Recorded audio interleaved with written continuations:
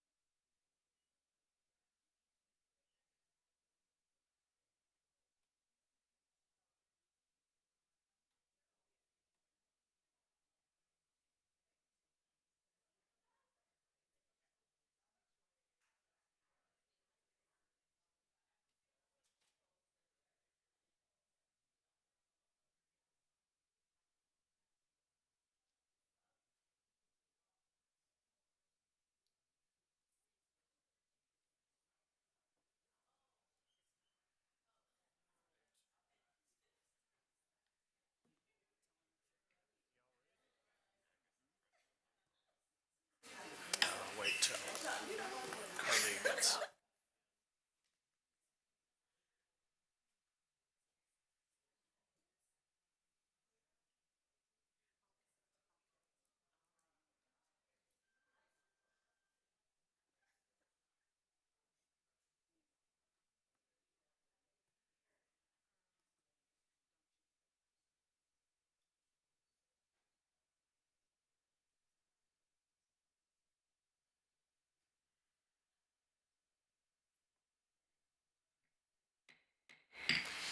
Good evening, everyone, and welcome to our 7 o'clock p.m. session of Roanoke City Council here on June 16th. I'll ask our city clerk, Yes. Ms. McCoy, to please call the roll. All right. Mr. Hagan. Here. Vice Mayor McGuire. Here. Mr. Nash. Here. Mr. Volleson. Here. And Mayor Cobb. Here, and a quorum is present. Ms. Sanchez-Jones and Ms. Powers will not be with us this evening. I'm going to deliver our invocation and then lead us in the Pledge of Allegiance, so I invite you to stand, please.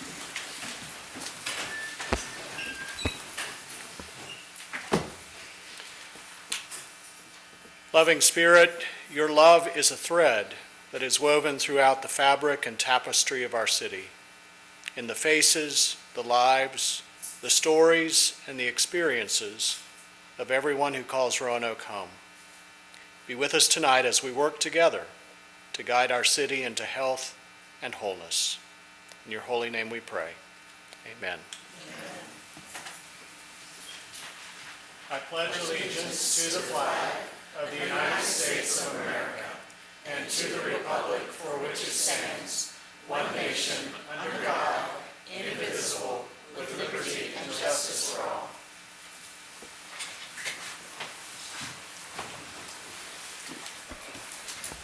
This time I'm going to ask Councilman Volleson if he will certify our closed meeting. I move, with respect to any closed meeting just concluded, that each member of City Council in attendance certify to the best of his or her knowledge that only public business matters lawfully exempted from open meeting requirements under the Virginia Freedom of Information Act, and only such public business matters as were identified in any motion by which any closed meeting was convened were heard, discussed, or considered by the members of council in attendance. Thank you. Do I have a second? Second. Thank you.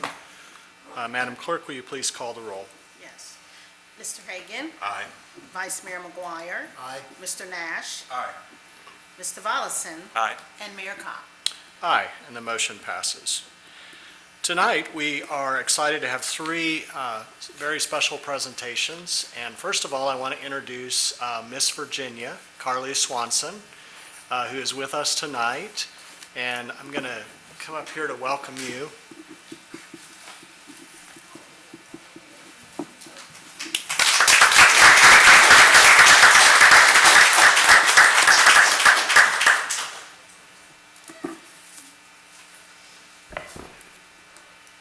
There we go. So next week, all week, the festivities for Miss Virginia will be underway. And Carly has had an incredible year. Would you like to tell us anything special about the year? I know you get asked that a lot, but it's remarkable to me that just how relational you are and how empowering you are, not only for young women, but for women and people of all ages, and you exemplify that in everything you do. And we're honored that you can be with us tonight and look forward to celebrating with you next week. Thank you so much, Mayor Cobb. Good evening, everyone. I'm so happy to be here. And one of the greatest parts about being Miss Virginia is that I get to live in Roanoke for the year. So that's been very exciting. Yes. Love the city of Roanoke, home to the Miss Virginia pageant. And this year we're celebrating our 90th celebration of Miss Virginia in the city of Roanoke. So we're just so grateful to Mayor Cobb and the city for supporting our wonderful program. You know, the most impactful part of this year has been my school tour with ABC. This year, I've gone to over 70 elementary schools, and I was able to talk about healthy choices and positive choices. And I was also able to talk about something close to my heart, music. music unifies us no matter where we're from, our background, our ages. And so I've been able to talk to children about how music is a healthy choice. I've been able to sing all over the state of Virginia and just show how music brings us together. So I'm just so honored to be here with you all tonight.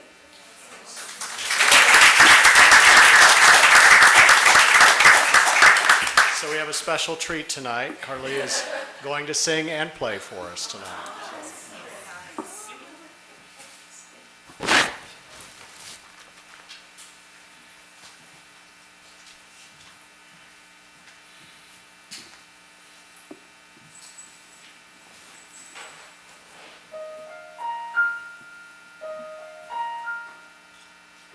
You can reach me by railway. You can reach me by trailway. You can reach me on an airplane. You can reach me with your mind. You can jump on a speedboat, cross the water in a blaze of gold. I don't care how you get here, just get here if you can. There are hills and mountains between us, only something it over. If I had my way, sure you would be closer. I need you closer. You can windsurf into my life, take me up on a common ride. You can make it in a big balloon, but you better make it soon. You can jump on a speedboat, cross the water in a blaze of gold. I don't care how you get here, just get here if you can. I don't care, I need you right here, right now. I need you right here by my side,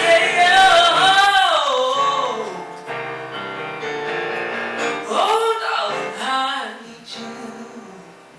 I don't care how you get here, just get here if you can.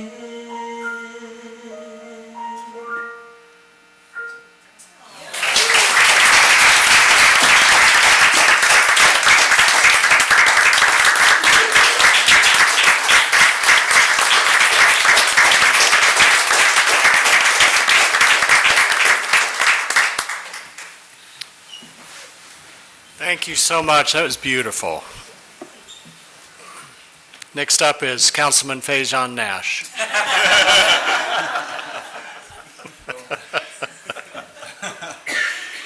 Now, next up is an extraordinary young artist in our community who I'm going to have Angela Vernon introduce and welcome tonight.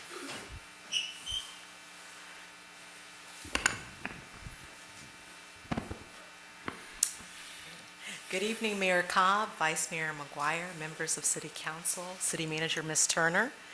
During your City Council retreat on last month, you may recall receiving a portrait, which I see presented in front of you, portraits of yourself. And this evening, I have the honor of introducing to some and presenting to others the talented young artist responsible for your portrait. This young artist was born and raised in the city of Roanoke. He discovered his love for art at the age of 6. Through his education at Northside High School and the Arnold Burton Technical School, he was able to refine his skills and developed a drive to create meaningful art that uplifts and inspires others. Visual art is his passion, and his art is a testament to the transformative power of creativity. This young artist has a proven track record of delivering exceptional, and I mean exceptional art projects for diverse clients. This artist remains dedicated to innovating and inspiring others through his art. In his words, his art is a beacon of hope and comfort, not only for the city of Roanoke, but for the world. Without further ado, I give you Mason Scott. Mason, please come forward.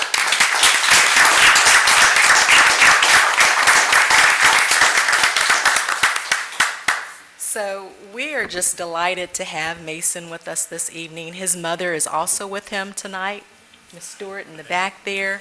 But he is very talented, does a lot of various artwork. Anime is one of his other gifts that he has, and certainly self-portraits. And we're just very grateful to you, Mason, for being willing to provide these portraits of our council members and our mayor. So thank you.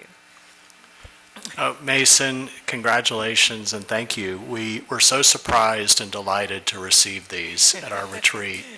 I think you and I first met, and I met your mother, for the piece of art, very large artwork you did behind the co-op building for the Grandin Art Walk. And that's a magnificent piece. If you all have not had an opportunity to see it, it's in the alleyway behind the co-op, and I really encourage you to stop by and see it. Mason was one of, I think, 7 or 8 artists who did very large panels, and they're remarkable, and they each tell a story of hope and encouragement. So is there anything you'd like to share with us tonight? We're really proud of you. No, sir. I'm just really just happy and humbled to be here. Thank That's you. kind of all I can say. All right. Would it be all right if we take a picture with you? Yes. All right. Come on Mayor up. Cobb, may I? Yeah. I'm sorry, Mason, I failed at my homework. Come on up here. Let's go down.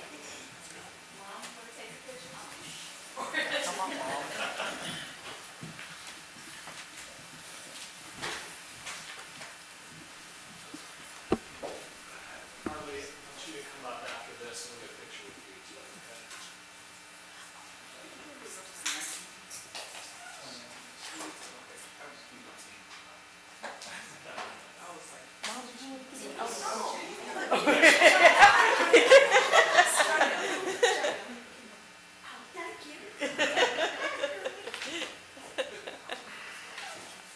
Okay, on the count of 3, 1, 2, 3. And because I'm short, I'll try to pretend to be Carol. Okay, thank you.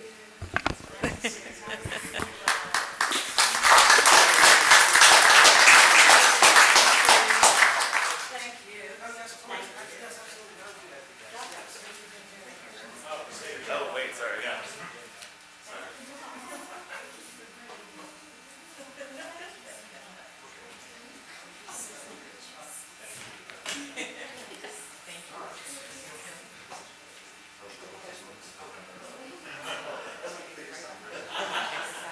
Okay.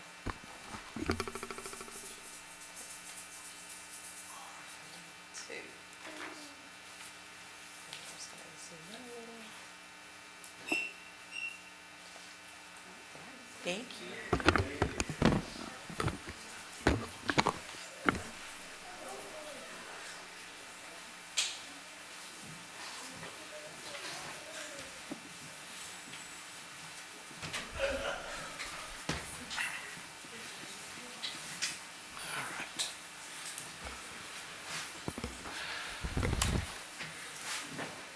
All right. Well, next, I am delighted to welcome former Vice Mayor and Councilwoman, the Honorable Anita James Price, who is going to introduce some special guests tonight who were able to attend the National League of Cities Congressional Conference.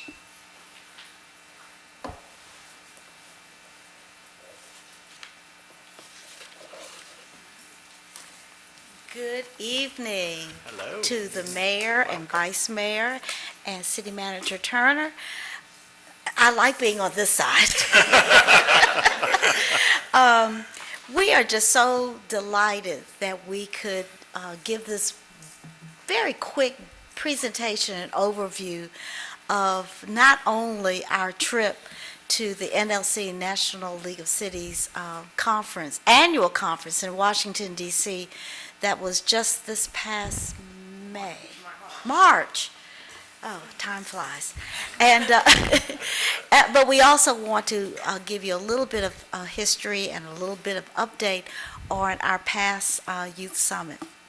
For those of you who, oh, and I would be remiss if I didn't acknowledge, I talked to Councilwoman Vivian Sanchez Jones, and she sends her regrets that she is unable to be here tonight, but she is also a member of our Youth Services Citizens Board.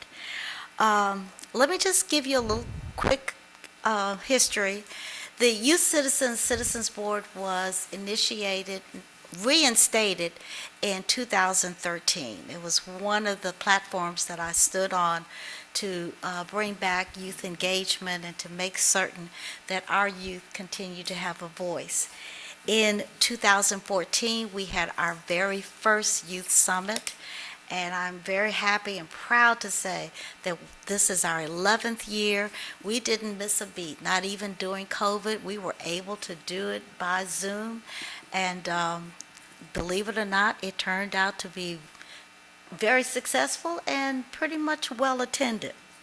So, the young ladies that are going to give you more information are our youth delegates on the Youth Services Board.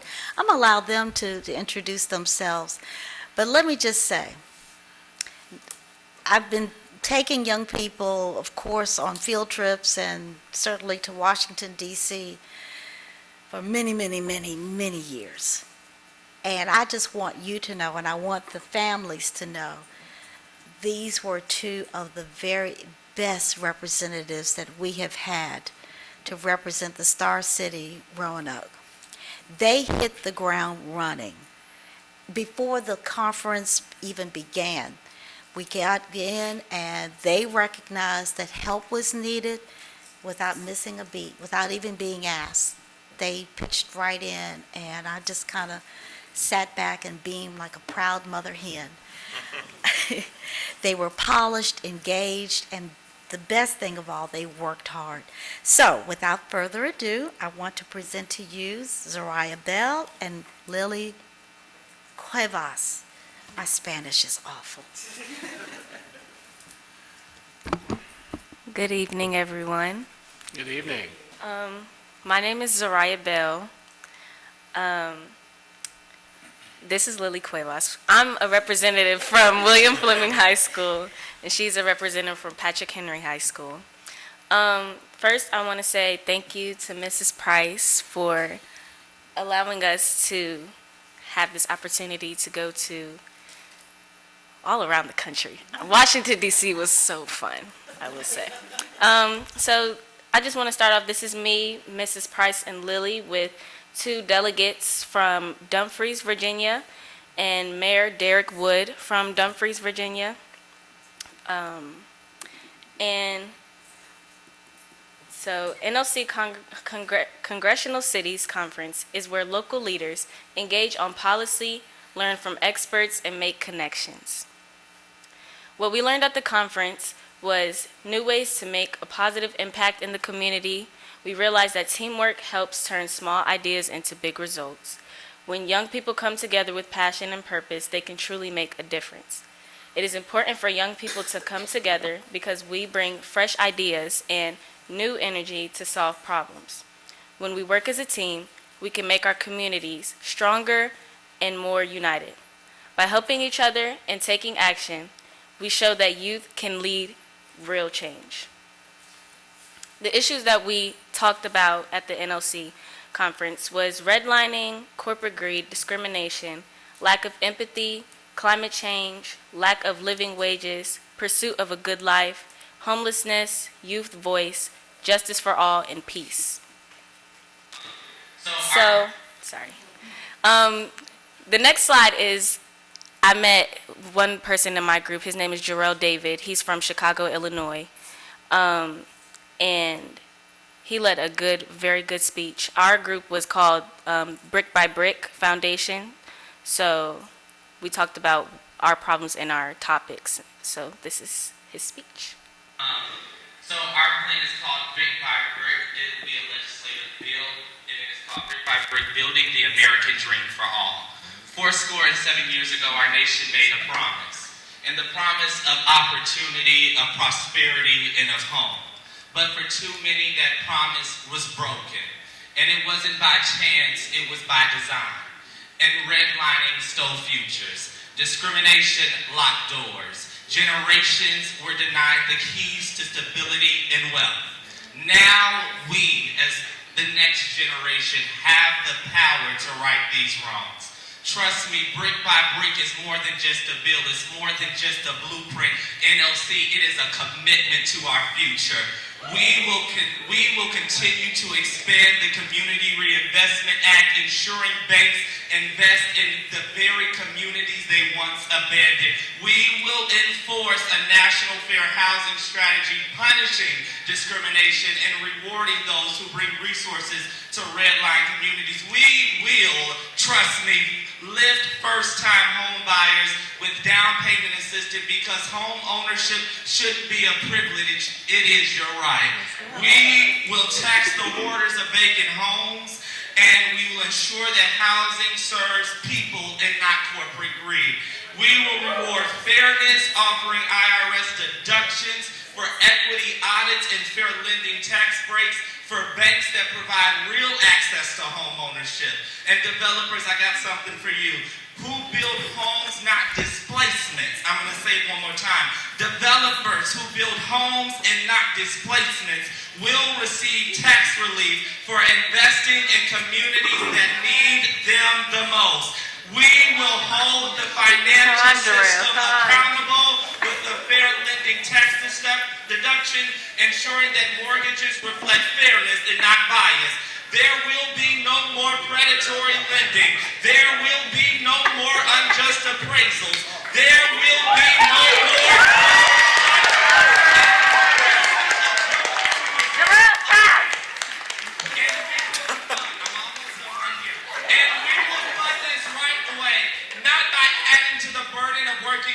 but by redirecting $150 billion from unnecessary defense spending. But because let me tell you, true security isn't just measured in weapons, it's measured in stable homes, thriving neighborhoods.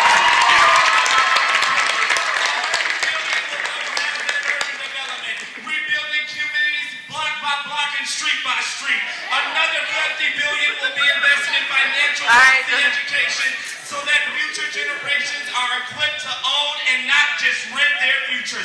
NLC, you're going to ask me why, and I got to keep it going. Because this is not just an economic plan, it is a moral imperative.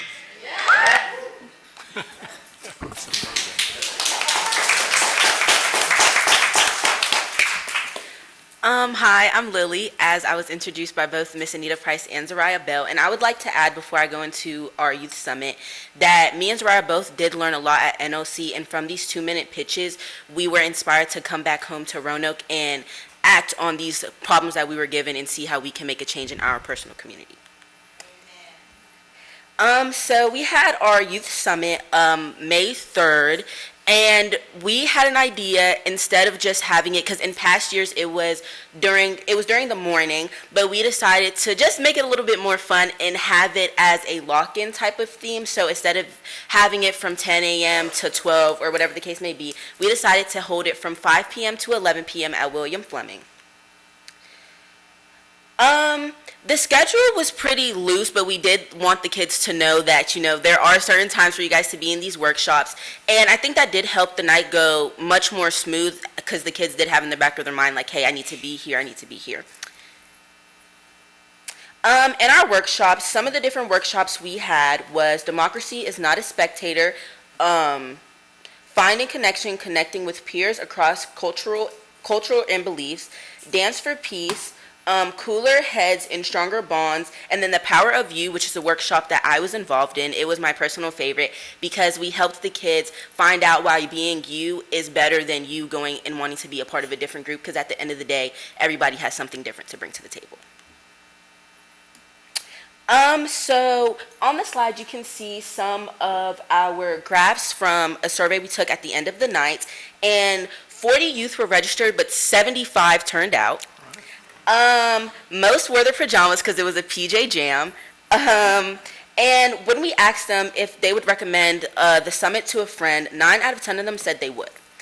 And when we asked what they would like to change in our community, they said they want gun violence to change as well as bullying. These are some of the comments they left on the survey about how the night went. Ran smoothly, inspiring speakers, fun group activities, chances to meet new people, and proud to be a part of something positive, which I love to hear. Here are some different photos. The night was really fun. We had different activities in the cafeteria, the aux gym, in the main gym, in the art hall as well. I would also like to say a thank you to our vendors who helped the night go smoothly as well. They ran some different activities with our kids and gave out some free goodies, which is always fun. I would also like to thank the police department for giving us our dinner for the night, so that was really amazing. And thank you all for listening to me and Zariah's spiel about the NLC conference as well as our youth summit. That's great. Are there any questions? Sorry. Well, Fajon, go ahead. I have a question. So, there were surveys taken at the PJ Jam. Yes. Is there a way those surveys, the answers, can be shared with council so we could kind of see what directly the youth are talking about and what they're saying? Yes, of course. Okay. Okay, cool. Thank you. That's mine. No problem. Yeah. Other questions, comments? Oh, just Mr. a comment, Carlson? yeah. It was great seeing y'all in DC at the CCC conference. I got to sneak in for a little bit while they were working in their groups and talk with Ms. Price and also see what they were working on. And it's amazing what topics you guys were talking about. Redlining is very present, was present here in the city.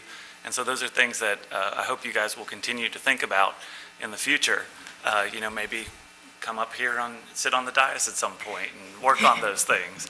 But it was really great to see y'all there getting engaged and working with other students from all around the country. So I'm really grateful that you took the time out of your schedules to come and be with us in Washington for that event. So thank you. And thank you, Ms. Price, for being there. Thank you. Chaperone. Anybody over here? Yeah, y'all are amazing. Keep up the good work. We really do appreciate it. So thank you. Thank you. Vice Mayor? Yes, thank you, Mayor. I just want to say thank you also. I really appreciate the presentation, and I was able to bump into Ms. Price in the parking lot on the way in, and I would love to stay in touch with, you, the board, and figure out, more ways that we can work together on a year-round basis, because everything that you put up there that you learned about in your workshops are things that we need now more than ever. The kind of foundations of our sort of society and democracy and the way we all live and work together are all being pushed and tested. And I just think it's really commendable that you are participating in, civic life and encouraging other people to get involved. And the more that we can do that, I think, the better. And so I'd like to support that however we can. So really appreciate you coming out tonight. Thank you. Funding would be greatly appreciated. Yeah. Good job. That's the correct answer. Yes, one of many correct answers, right? Ms. Price, good coaching on that. Well, thank you both. Not only are you what Ms. Price conveyed in terms of your spirit and your attitude, but that's who you are as young women and people in the community, and we're grateful. And I think, to Vice Mayor's point, if there are ways that, council members can meet 2 by 2, but if there are ways that we can have regular roundtables with the youth in the community, it's a great way to stay in touch with what's on your minds and how we can work together so that it's not just happening at NLC or Virginia Municipal League, but it's happening right here in Roanoke too.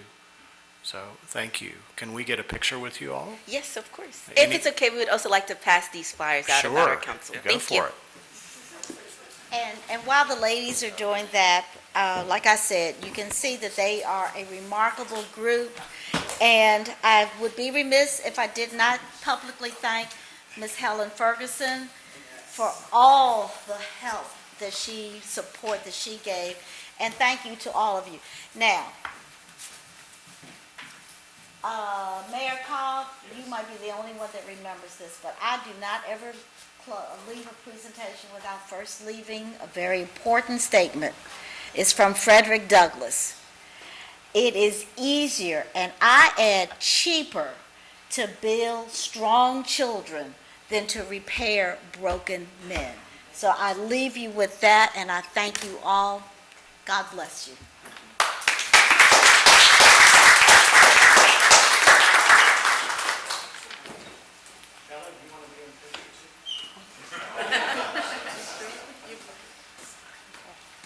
All right, 1, 2.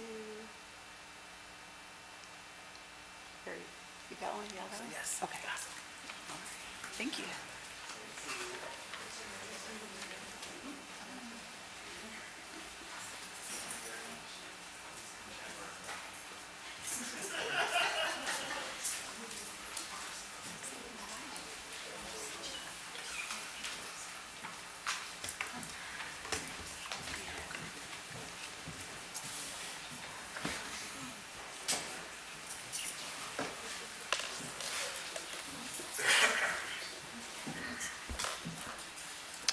Next on our agenda this evening is our only public hearing for the night, and this is a fiscal year 24-25 revenue and expenditure budget adjustment. We have a budget ordinance, and I need a motion and second, please. Move the ordinance. Second. Thank you, Mr. Volleson and Mr. Nash. Madam Clerk, will you please read the title paragraph? An ordinance appropriating funding from the FY 24-25 revenue for various operational costs, amending and reordaining certain sections of the FY 24-25 general and civic facilities funds appropriations, and dispensing with the second reading by title of this ordinance. Okay, thank you. We're glad to have Margaret Lindsay, our Director of Finance, here with us tonight. And is there anything you'd like to share with us initially before I open the public hearing? Thank you, Mayor Cobb. I'm happy to answer any questions. This is what will become, again, an annual exercise for the city that was last done towards about this time in 2023, and is fairly standard, and all it is looking at where our revenues are versus the budget towards the end of the year. We can't go right up to the very end, of course, and adding to our fiscal 24-25 budget, first on the revenue side, and then looking at, I will say, the either priorities or greatest needs for those revenues that are upticked that are not tied to a very specific spend. Our Human Services Director, Ms. Coleman, and my counterpart in Human Services, Ms. Berger, are here, as a great many of both the revenues and expenditures are tied one-to-one in Human Services. So they are not, while yes, we have some large increases, they're not available for anything but what they are funding in the Human Service area. Thank you. And I know that since that's such a large amount, Ms. Coleman, would you be able to just speak briefly to that, to explain? I think we all up here understand it, but maybe for the general public. Good afternoon, Mayor Cobb, members of City Council. Welcome. The expenditures that you're seeing in regards to the Children's Services Act are services that are mandated by code that the City of Roanoke is required to provide to children at risk. Thank you. And currently, I know this includes children that are in the foster care system as well, right? Yes, it includes children that are in foster care, children that have been adopted, that we are paying an adoption subsidy to the adoptive parents, as well as children that receive private day education placement settings. Okay, thank you.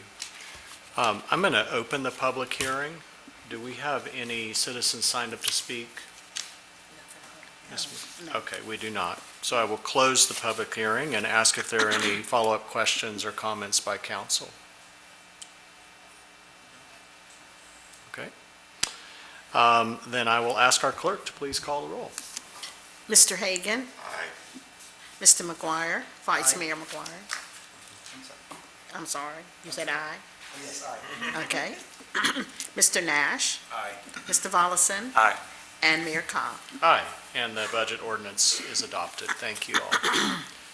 Our final item for this evening is the hearing of citizens upon public matters, and we do set this time as a priority for citizens to be heard. If deemed appropriate, matters will be referred to the city manager for response, recommendation, or report back to the council. Madam Clerk, do we have citizens signed up to speak this evening? We have one citizen, Okay. and that is Brandy Campbell.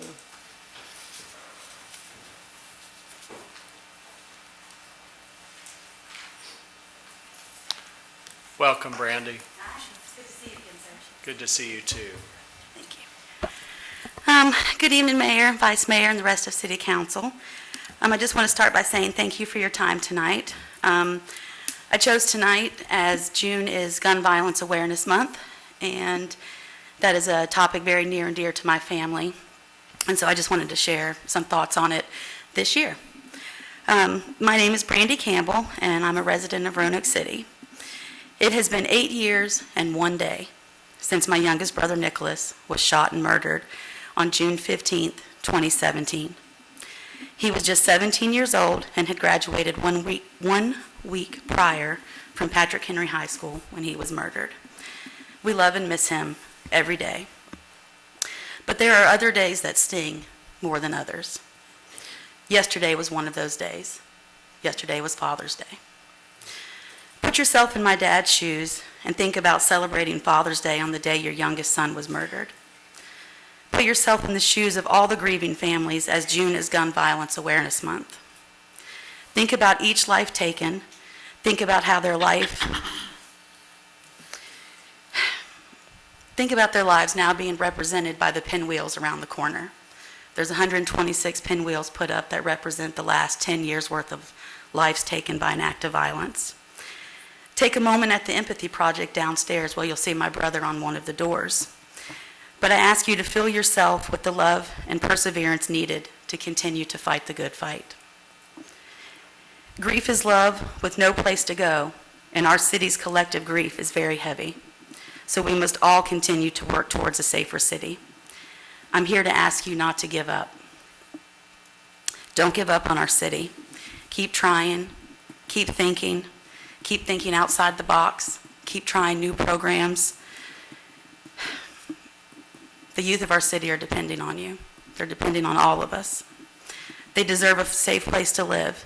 They deserve a future full of love and opportunities. I'm here to encourage you to keep the conversation going. Take time to talk with grieving families. Ask what they need. Ask about our loved ones. Go to the jail and speak with the perpetrators of the violence. Ask why. Ask them how things could have been different. Ask the hard questions. Ride along with the police and with the EMTs and see what they encounter. See what situations they respond to. They respond to shots fired. They respond in the darkest of times. As our city leaders, I'm asking you to be a light in the darkness. Be leaders of our star city and don't give up on us. Help us to remember we are a city meant to shine, meant to love one another. As our leaders, speak up, speak life, and speak love over our city. Speak up and also listen. Listen to our community. Listen to our youth. But don't just listen to respond. Listen to hear us. Listen so that you can make a positive impact.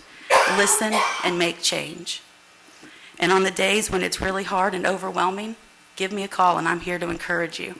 I'm here to encourage you that you are in the place that you can make decisions. You can make a positive impact. Our community is fighting and we need your help. I just remind you that our city deserves your best. We are just looking to you to keep continuing to fight and to be a light in the darkness. Thank you for your time tonight. Thank you so much, Brandy.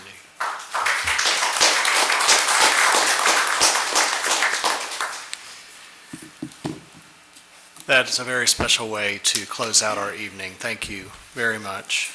Thank you all for being here this evening. I believe that's our only speaker, correct? And we have no other business to come before council tonight, so we are adjourned. Thank you all.